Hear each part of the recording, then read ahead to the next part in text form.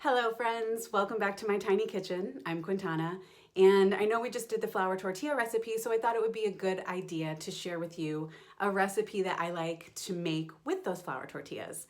It is another staple of my whole life, starting in my childhood. It's very simple, super delicious. You can make it your own, as a lot of people do. Mine is super simple, and it's migas. You might have heard of them. Sometimes people call them chilaquiles, but migas is what I grew up eating, and so I'd love to share this recipe with you. Like I said, it's super simple, so let's get started. All right, so literally these are the ingredients you need for migas. Very simple. You can of course add your own. Sometimes I'll add like jalapeno or onion, but for this recipe today, I'm gonna keep it very simple to tortillas and eggs. And I usually use 1 egg per 2 tortillas. So I have 4 round flour tortillas, I can make them, and 2 eggs. And what I'm gonna do is I'm gonna tear these up, and then I'm gonna beat the eggs, and we'll get started.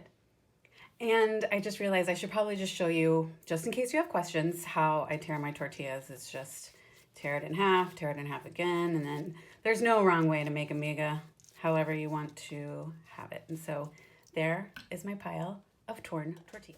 All right, so we have our skillet prepared. You can use any skillet you like to make, your scrambled eggs in. So we'll get the heat going, usually about medium or so. As it starts to heat, I'm gonna get my butter. I like to cook it in butter. You can cook it in whatever you'd like. You can use olive oil. I like butter because it adds a lot of flavor. And the butter get nice and melty.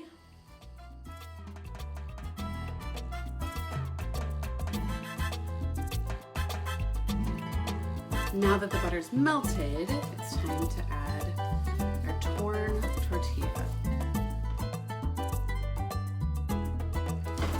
And then make sure, just try to coat all the pieces with the butter. And that way they'll get nice and brown.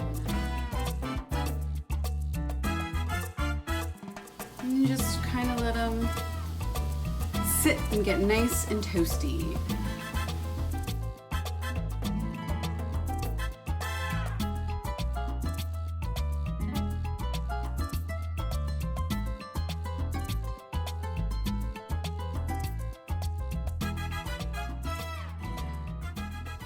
Now while you're letting your tortillas brown and get nice and toasty in your skillet, that's when you can prepare your eggs. And since I only have one camera, and I'm assuming you all know how to crack an egg and season your eggs for scrambled eggs. You just beat up like you're gonna make scrambled eggs. I usually just like to add salt, pepper, a little bit of garlic powder, onion powder, and some cayenne to give it a kick. But you can add your own spices. And this is kind of when you will, after they get a little bit toasty, this is when you can add your onion, your garlic, your jalapeno, whatever you'd like to add to your migas.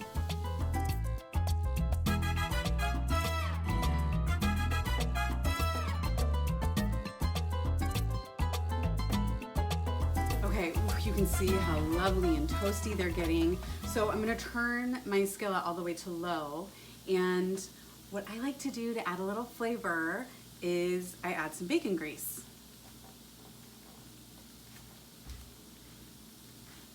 Growing up, my grandma always had a container of bacon grease next to her stove, and she added it, and it adds so much flavor. Do you, whatever you like, but I like bacon grease.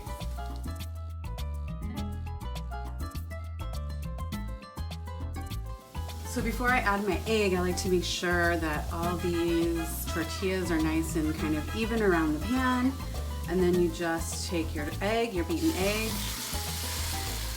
Once again, my favorite spatula gets every little bit out. And then you just kind of like to move it around to make sure that it gets in all the little nooks and crannies. And then I let it sit for just a few seconds. Cooks on the bottom. And then here's the fun part is rotating it and flipping it.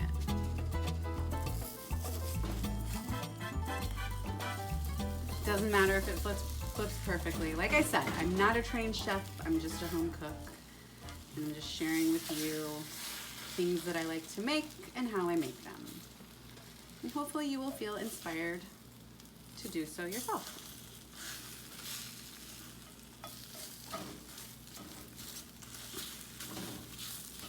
And then I kind of break them apart a little bit. Make sure you don't have any uncooked egg. Not a fan.